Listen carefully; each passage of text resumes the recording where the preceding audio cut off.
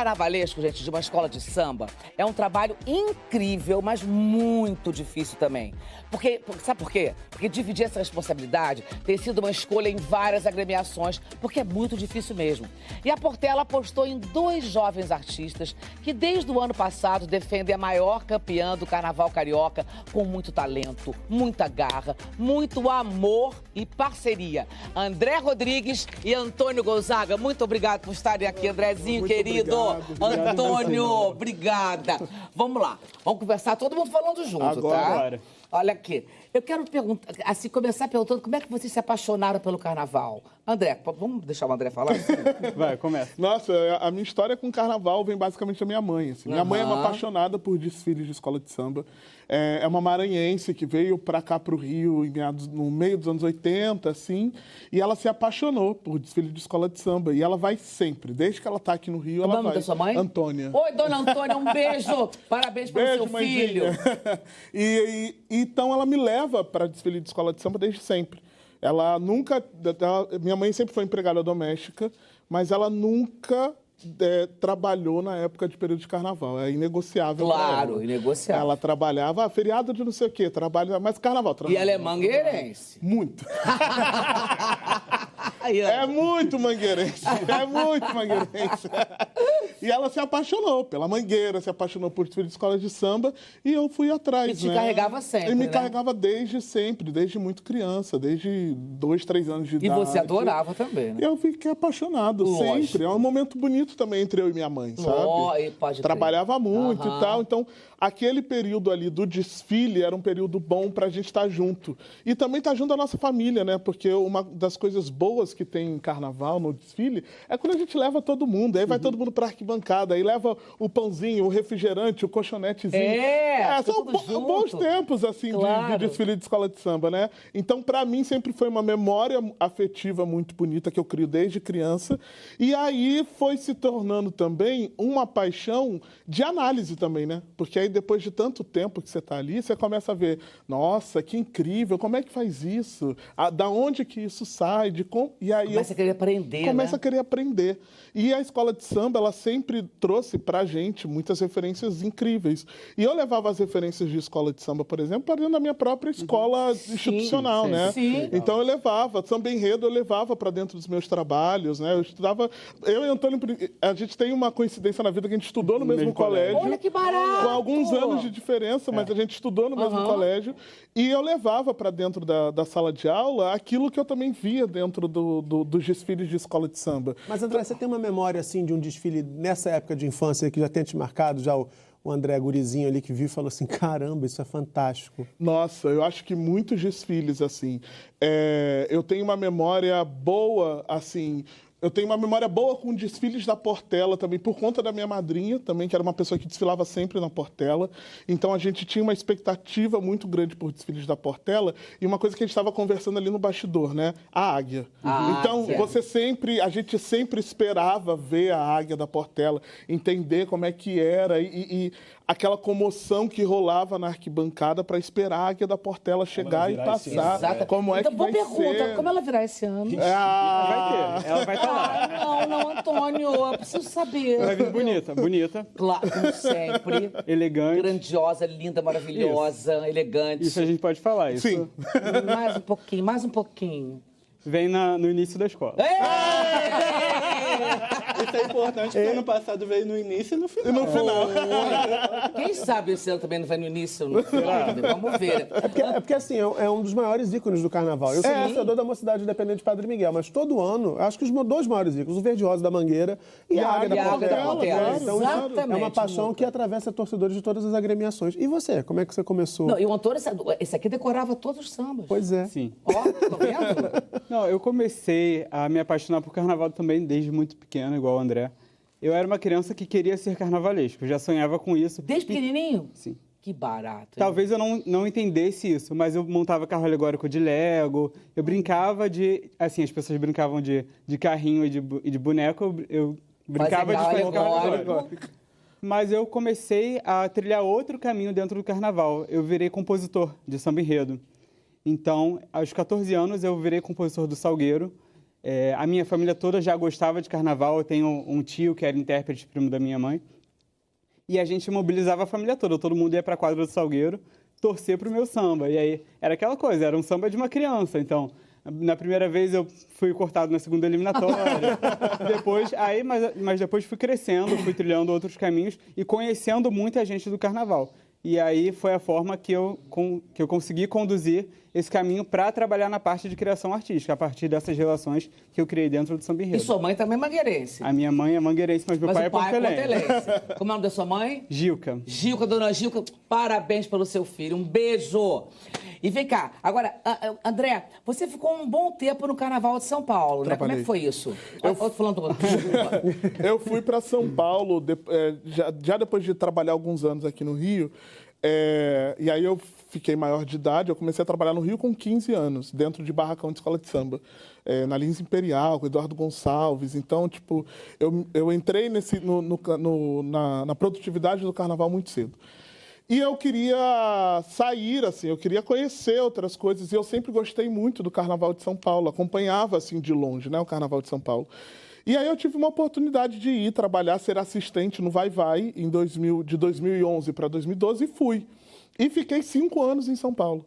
Trabalhei como assistente no Vai Vai, trabalhei no Águia de Ouro, trabalhei na Mocidade Alegre, trabalhei na Mocidade Unida da Moca, que foi tipo uma das minhas grandes escolas também, assim, porque foi o primeiro lugar onde eu exerci de fato o ser artístico carnavalesco, né? Aquela coisa das tomadas de decisões, de você falar. Eu sempre digo que acho que a gente se entende realmente como artista e como aquele ser que está ali tomando... Quando você diz o primeiro não, né? E você diz assim, mas eu quero... Não, isso eu não quero. E aí você fala, eita, rapaz. É assim, então. Então, foi assim que eu entrei muito no Carnaval de São Paulo. E sou apaixonado pela folia de lá. É uma cultura completamente diferente de tudo, assim. Os ritos dentro das quadras são diferentes, as expectativas no pré-carnaval são diferentes, né? A feitura, André, porque assim, no senso comum, a gente tem uma ideia, né, no imaginário popular, até por conta dessa rivalidade idiota entre Rio e São Paulo, que o carioca é mais, né, oba-oba e a galera de São Paulo trabalha mais, leva mais a sério. No dia a dia do carnaval de um barracão, muda alguma coisa nesse sentido? Não. Eu acho que o que tem que ser feito e é pensado da mesma forma. Você pensa fantasias, alegorias, o planejamento, o ser feito, isso é feito da mesma maneira nos dois lugares, assim, isso não existe diferença. Claro, responsabilidade. Claro. O que é diferente é a cultura real dentro das escolas de samba, que são diferentes, sim, sabe? São Paulo tem uma outra maneira, ainda existem escolas de samba em São Paulo, que as gestões são familiares, então você acaba entrando na família das pessoas também, mas isso não diminui o fato de que o principal tem que estar pronto, né? O desfile tem que estar pronto em algum momento. Então você vai fazendo, você vai aprendendo um pouco.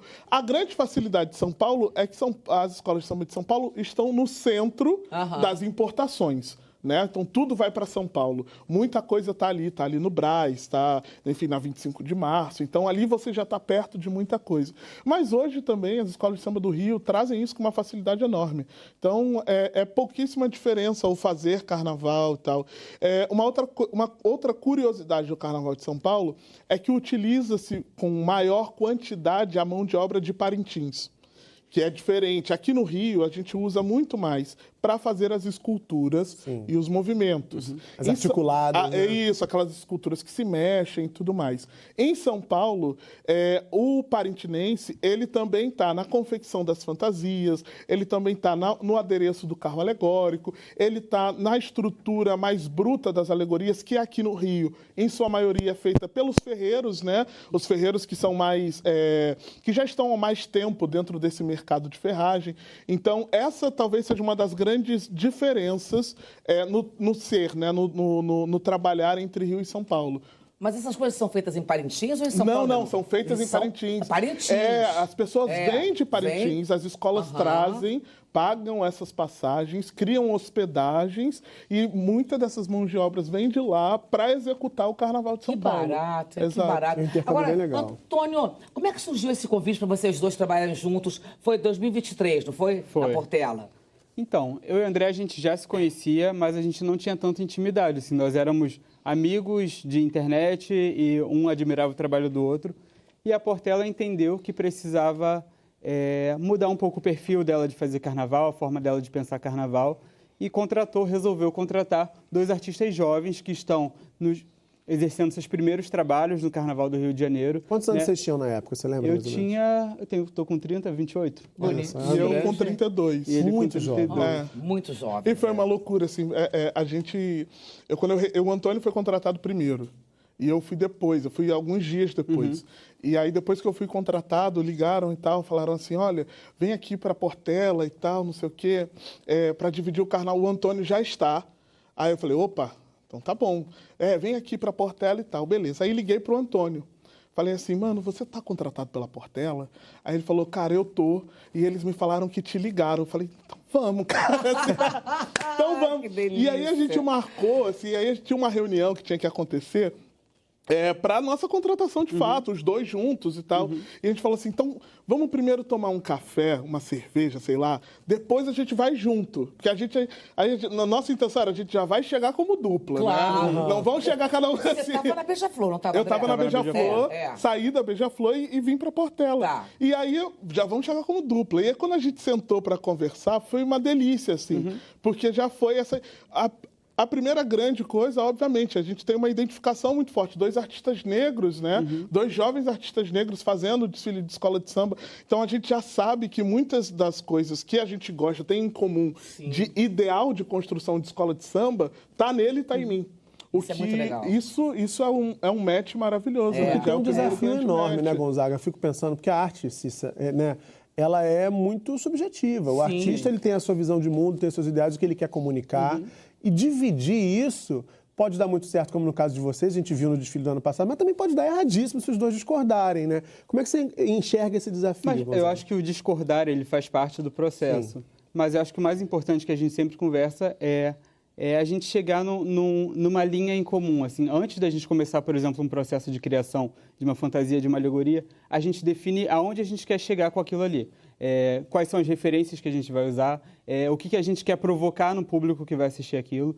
Então, a partir desse momento, o André pode preferir que a fantasia seja rosa e eu prefiro que seja amarela. Mas a gente vai debater, às vezes eu vou abrir mão um pouco aqui, ele vai abrir mão um pouco ali, porque é importante também a gente respeitar a criação um do outro, mas que a gente chegue num denominador comum e que a obra criada tem a identidade dos 2, mas que tem a identidade daquilo que a gente está propondo como narrativa, Claro. que é sempre o ponto fundamental. Claro. Vem cá, ano passado vocês arrebentaram e vocês sugeriram o mesmo enredo sem saber. Sim. Foi. Que loucura. O defeito de cor, que foi a Foi. coisa mais linda. Que, aliás, depois o livro virou um best-seller, né? Sim. Vocês esgotou na Amazon, assim, foi uma loucura. Esgotou E foi... durante o desfile. Durante o desfile. Muito doido, né? Foi incrível. A força do carnaval, né? Como é que foi? Se vocês não tinham nem combinado e foi...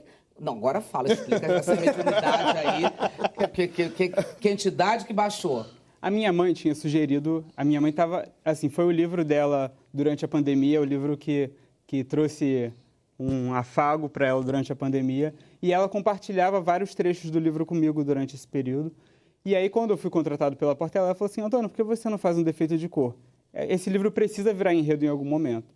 Então, eu, na minha primeira reunião na Portela, eu levei essa sugestão, o André ainda não estava, porque eu fui conversar antes.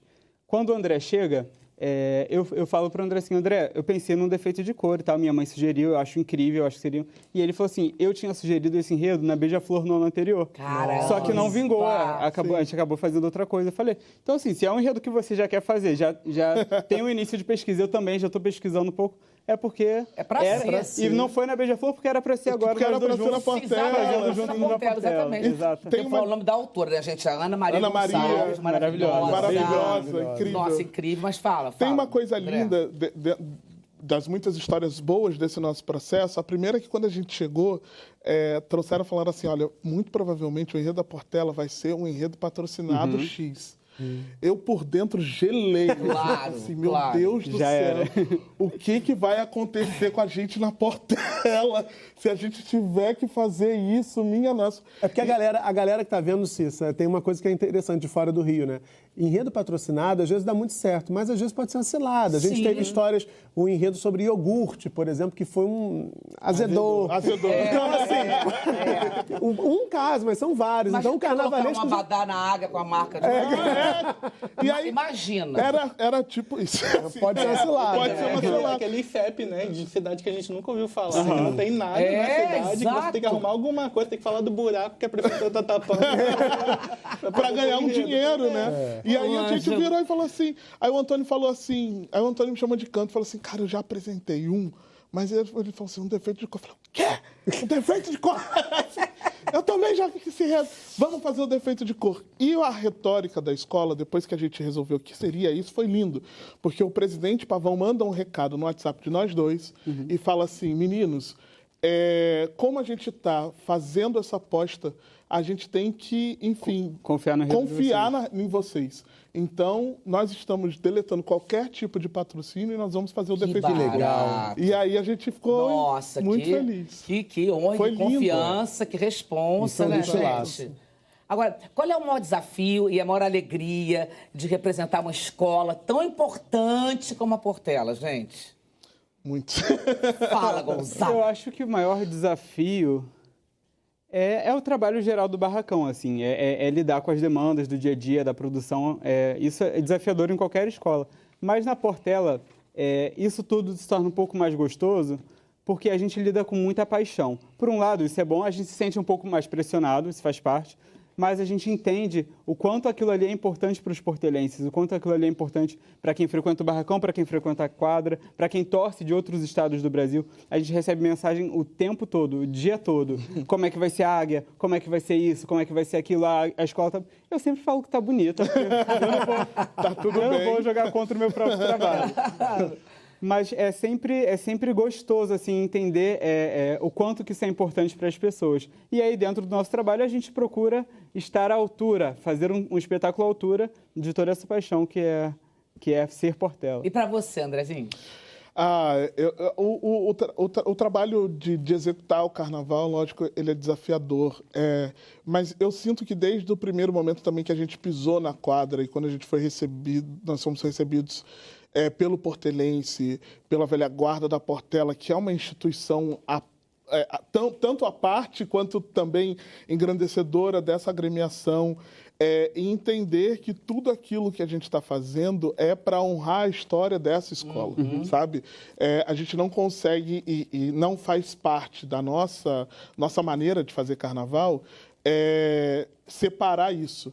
A gente sempre diz, né? Nós somos artistas a serviço da Portela. Legal, né? bonito, gostei. Não é a Portela que está ali para desfilar a nossa arte. Então, a gente tem que saber fazer a nossa arte a serviço dela e ser uma troca justa e uma troca bonita também. Então, eu acho que o maior desafio está exatamente nisso. Isso que está passando agora no telão, por exemplo, é um momento bonito para a gente, que a gente tem que fazer, né? Isso foi uma abertura da Águia num evento que teve. Então, a gente queria agradar o portelense. Então, a gente refez uma águia para que eles se sentissem felizes e tal. Então, os desafios são esses, lidar com essa história toda e, ao mesmo tempo, fazer um carnaval olhando para frente, né? Olhando para uma Portela mais moderna, uma Portela mais atual ali, né? Conversando com os assuntos da atualidade, por aí vai. Mas tem uma pressão que o Gonzaga citou, porque Portela é uma escola que tem torcida, né? Sim. E não é uma torcida qualquer, o portelense é sério, tem Tia Surica. Como é que essa pressão se manifesta, assim? Já no lançamento da proposta do enredo, uma crítica ou outra, ou enfim, qual é o trabalho que vocês, enquanto dupla, precisam fazer para poder trazer essa torcida junto de vocês nessa aposta, por exemplo, para o Carnaval de 2025? Eu acho que tem a parte da pressão, mas acho que tem, como o André falou, a parte da confiança, assim. É lógico que essa confiança ela vai sendo construída. Ano passado, quando a gente chegou na Portela, a gente foi muito bem recebido pelas pessoas que fazem parte da escola, pela velha guarda, pelos baluartes, pelo departamento feminino, enfim, por toda a escola. Mas existia aquela dúvida, assim, esses meninos estão chegando agora, espero que eles façam um bom trabalho, senão a gente vai matar eles. Esse ano, a coisa mudou um pouco, porque eles já conhecem a forma que a gente trabalha, mas continua essa pressãozinha gostosa, até que também é um estímulo para a gente, assim. Como eu falei, a gente trabalha com essa grande paixão que a Portela causa nas pessoas.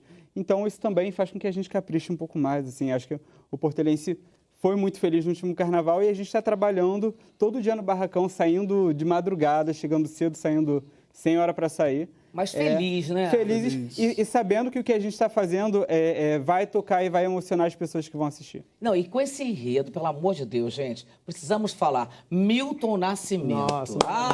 Bituca! Bituca! Bater cabeça, mas Bituca é entidade também, né? Vem cá, André, me conta um pouquinho. Como é que foi essa escolha? Como é que foi? Eu quero saber tudo. Ele é meu amigo, assim, nossa. Foi foi assim, sei, foi mágico, assim. A gente tinha acabado de sair do desfile, a gente tinha acabado de ser 5º lugar, tinha ganho os estandartes que a gente tinha ganho e tal. No desfile das campeãs, eu lembro muito bem, o vice-presidente passa por mim e fala assim, e aí, já tem enredo? Cara, desfile das campeãs, eu falei pra ele assim, não tem enredo, pelo amor de Deus. Me deixa. Vamos devagar. Primeiro balanço. Vamos devagar, pelo amor de Deus. Vamos devagarzinho. E aí ele falou assim, tem enredo? Eu falei assim, não tem enredo. Calma, esquece e tal. Eu dei alguns passos, o Antônio me chama, assim, fala assim, e aí? Antônio não tem sossego, né? O Antônio, e aí ele virou e falou assim, você já pensou em alguma coisa? Eu falei, não, Antônio, eu pensei. Ele, eu tive uma ideia. Eu falei assim, fala, qual a sua ideia? Aí ele, Milton Nascimento. Isso no desfile das campeãs. Na tarde do desfile das campeãs, muito provavelmente eu estava com uma latinha na mão, tentando me refrescar, assim. E ele do desfile das campeãs, e aí ele já botou aquele negócio assim, eu falei, eita, quem sabe, né? Aí eu falei, cara, vamos conversar na segunda-feira. Vamos pensar segunda-feira. Só que na mesma noite do desfile das campeãs, acontece que quem vai para o camarote da Portela? O Milton. Nossa. A gente não sabia, obviamente, né? O Milton foi para o camarote da Portela. E o Agostinho, filho do Milton, posta um vídeo lindo do Milton assistindo ao desfile da Portela. Emocionadíssimo e com a águia passando de fundo. E a gente falou assim, não. Foi confirmação total. É isso. E aí, enfim, era o que tinha que ser. A gente começou a trabalhar na proposta. E vocês conheceram o Milton, né? Como é que foi a troca? Foi legal? Ele ficou feliz? Deve ter ficado, nossa. Foi muito emocionante. Ele assim. É muito lindo, né? Ele é muito. A gente ficou... Eu fiquei muito nervoso. Eu não sabia nem o que falar direito, para falar a verdade. Mas foi muito bonito. A gente foi à casa dele. Antes da Portela divulgar o enredo oficialmente, a gente foi pedir, convidá-lo para ser enredo, saber se ele aceitaria. E a gente fez um vídeo que serviu para a gente publicar o enredo, para a gente divulgar. E foi muito bonito, assim. Ele ficou muito feliz, assim. A gente sentiu que... Tá vendo lá, olha lá. Esse vídeo. Esse vídeo é lindo. Lindo. Foi esse dia que a gente... Com a camisa da Portela. Aí levamos uma camisa para ele, a bandeira. Olha a cara de feliz que ele tá, gente. E todo esse processo tem sido muito gostoso, assim. A gente teve um outro encontro com ele mais recentemente, na quadra da Portela. Ele foi no barracão? Não, no barracão. Quadra. Ele foi no barracão. Não, ele foi no barracão no dia da apresentação. No dia dos enredos. Dos enredos. E foi agora na quadra, recentemente. E toda vez é muito emocionante, assim. E é emocionante pra gente, pra nós dois como artistas, mas é emocionante pra todo mundo que tá em volta. Imagina. Quando ele chega, todo mundo perde a voz, todo mundo fica sem reação. Porque uma entidade, né? É uma entidade, é muito mágico, assim. Agora, um episódio recente que a gente viu no último final de semana, no Grammy, o Milton Nascimento foi vítima de uma indelicadeza, para dizer o mínimo, né? Nessa cerimônia de premiação. Não tinha um lugar para ele na principal mesa de premiações, sugeriram que ele fosse para uma arquibancada, um senhor de idade, e que ele se retirou com muita razão. A verdade é que o Grammy não merece o Milton. Não merece o Milton. Exatamente. Eu queria saber, vocês que estão fazendo uma homenagem, que no Brasil a gente entende um desfile de escola de samba, ser enredo de uma escola de samba, como um dos maiores prêmios, uma das maiores honrarias que alguém pode receber em vida no nosso país. Quer dizer, vocês estão fazendo para o Milton um espetáculo à altura do que ele ofereceu para a música brasileira ao longo da história. Isso que aconteceu no Grammy atravessa vocês? A gente pode esperar algum tipo de resposta na Sapucaí também da Portela? Enfim, quero saber aí como é que isso bate. Eu acho que parte da grande resposta, mesmo que o tempo tenha feito com que as coisas não fossem esse encadeamento de fatos, a Portela entronar o Milton no dia do seu desfile, sabe? A gente trata o Milton nesse desenvolvimento de enredo como o grande astro rei, o próprio sol da música popular brasileira. Essa voz que guia a gente, essa voz que é importante em tantas gerações diferentes, músicas que têm significados diferentes e importantes para as pessoas, né? Então, músicas que são importantes com seu parceiro, com a sua família, para a sua evolução pessoal. Então, o Milton ele faz parte do desenvolvimento da vida das pessoas em diferentes gerações. É o mínimo que a gente, como instituição cultural, e nós dois como artistas, fizéssemos isso por ele, sabe? E é isso que você disse, né? A escola de samba é o maior acontecimento desse país e são as maiores instituições de cultura dentro desse país. As escolas de samba, elas demarcam tempo nesse país, né? A escola de samba, ela é uma das grandes contadoras de história desse país e ela cristaliza também essas histórias aqui pra gente. Então, pessoas também se tornam importantes por estarem dentro das escolas de samba, por serem homenageadas por escolas de samba. Então, eu acho que o que a Portela hoje se debruça no Milton Nascimento, que ela se permite homenagear o Milton Nascimento, que também é bom dizer, né? É a primeira vez que a Portela faz um enredo em homenagem a uma pessoa viva. A Portela nunca homenageou um personagem vivo. Então, é a primeira vez que a Portela vai fazer isso e vai fazer isso com o Milton Nascimento. Uma instituição de 100 anos de idade se colocar nesse lugar de homenagear o Milton Nascimento é colocá-lo nesse estado de grandeza, né? Porque é um barato ser homenageado em vida, né? Essa coisa de só morrer homenageado depois, a gente nem vê.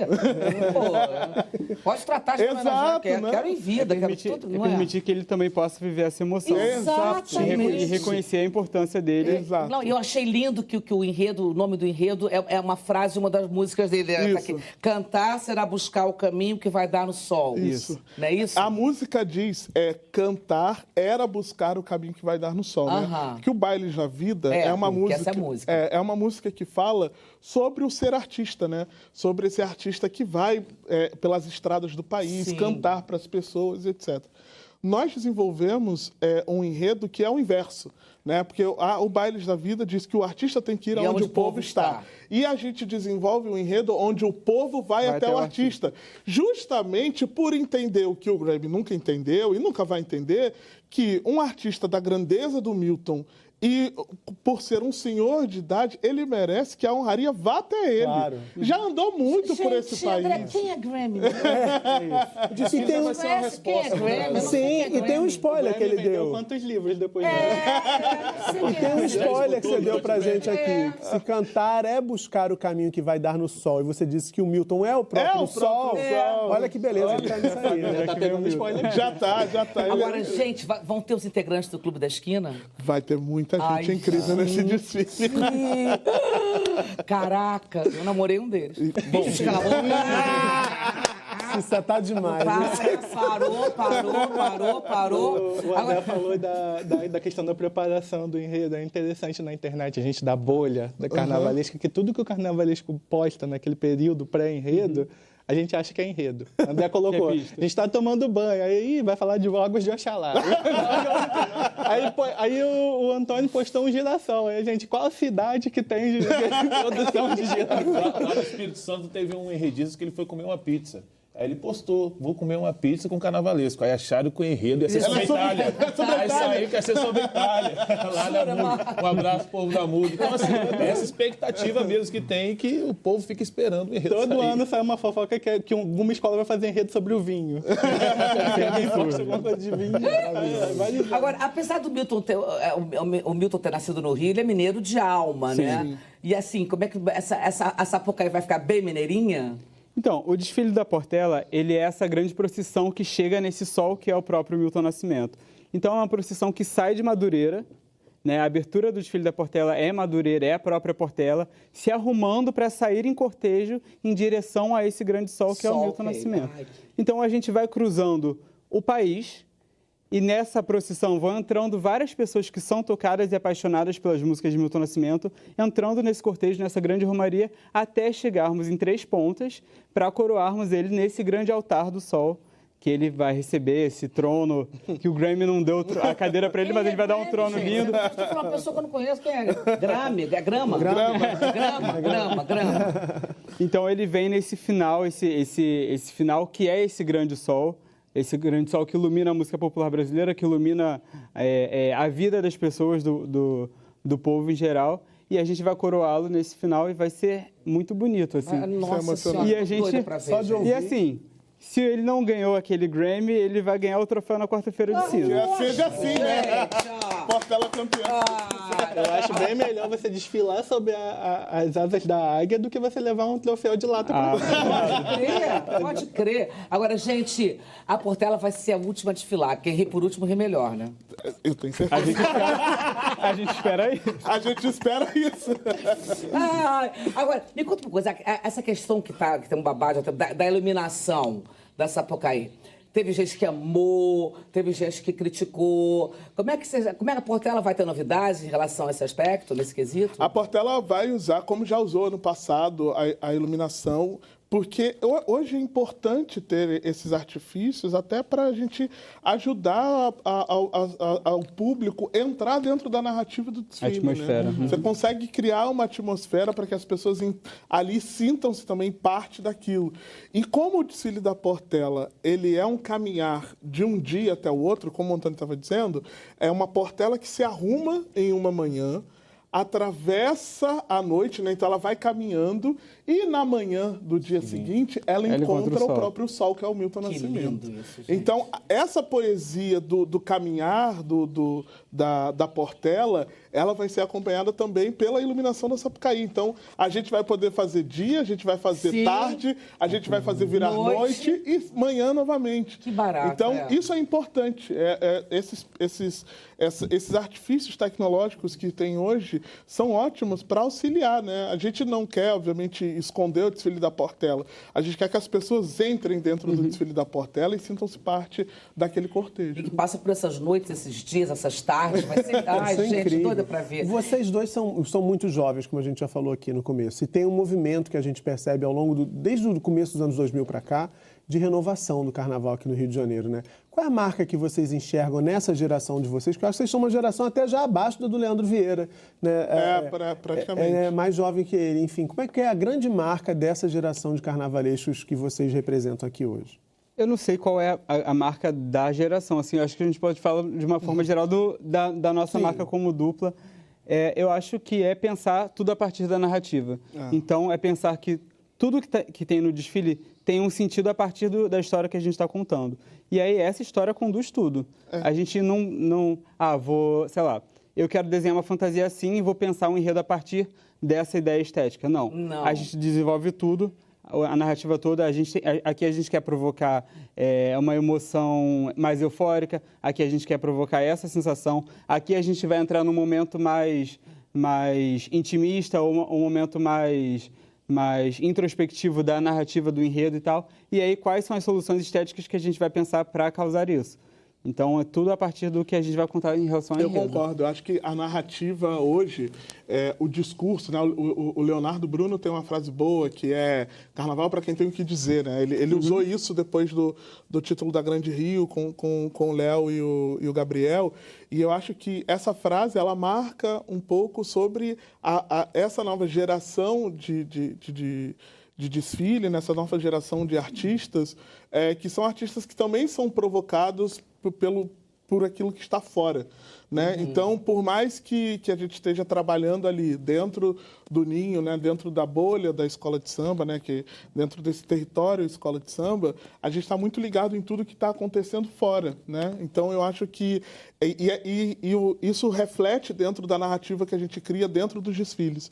Por isso que hoje, acredito, né, muito dentro daquilo que eu vejo, sobre como é interessante e também é profundo, né? E tem diversas camadas as contações de história hoje em dia, né? Claro. Os enredos hoje têm muito mais camadas, assim, não tem um pouco do que era superficial, às vezes, para se contar uma história. Eu e Antônio, por exemplo, a gente desenvolve pelo segundo ano uma narrativa que, apesar de ter muitas camadas, a gente consegue escolher bem um caminho bem direcionado, né, sobre como essa história vai ser contada, a partir de quais referências ela vai ser contada também, sobre como que isso vai dialogar com as pessoas de fora, sobre como isso vai dialogar com a própria Portela. É um pouco daquilo que a gente estava falando, né? A gente se entende também como artistas a serviço dessa instituição que é a Portela, então a gente tem que tentar dialogar com tudo. Então, o enredo que ele é criado para a gente, dentro daquilo que a gente acredita que é bom, que é importante, mas com a preocupação do que a gente vai falar para fora, com a preocupação de como a gente vai se comunicar com a própria Portela e por aí vai. Eu acho que isso é uma das marcas que a gente tem assim como dupla desde então, que é essa preocupação de conseguir conversar e fazer com que a escola de samba seja entendida por todos esses lados. Esses meninos não têm essa idade que eles têm, não, gente. Eles são muito mais velhos. Vocês estão mentindo. Eu acho que são 30 anos de Sapucaí. De Sapucaí, né? Eu vou te falar, de Portela. Se eu estivesse fazendo carnaval da Portela, eu jamais estaria aqui falando. O Murilo não pode dizer muito. O Murilo me conhece de uma época onde eu era muito, muito mais novo dentro de escola de samba. E que ele era Murilo, né? Agora ele é Muca. Agora ele é Muca. Verdade. Pra você ver como eu conheço de outros carnavais. Depois você me conta. Então... Pra saber com quem eu tô lidando aqui na minha bancada, entendeu? Vai saber. Andrezinho, depois do programa você tem muita... histórias. Tá? Meu amor, sucesso. Vai ser lindo esse Portela. Pra nós. E eu vou estar lá, mas eu vou estar lá torcendo muito, por todos os motivos. Por vocês, pela Portela que eu amo e pelo nosso Milton Nascimento. Ele merece tudo. Ele merece tudo e a Portela também. E o carioca, o povo brasileiro merece toda essa arte que vocês fazem. Muito, muito obrigada, tá? Vambora, gente. É o seguinte, intervalo e daqui a pouco eu bato um papo com um apaixonado por carnaval que mostra tudo que rola na avenida, mas com muito humor nas redes sociais. Ângelo Matias, do perfil Sambistas da Depressão. Fica aí que a gente volta já já. Beijo! Mua!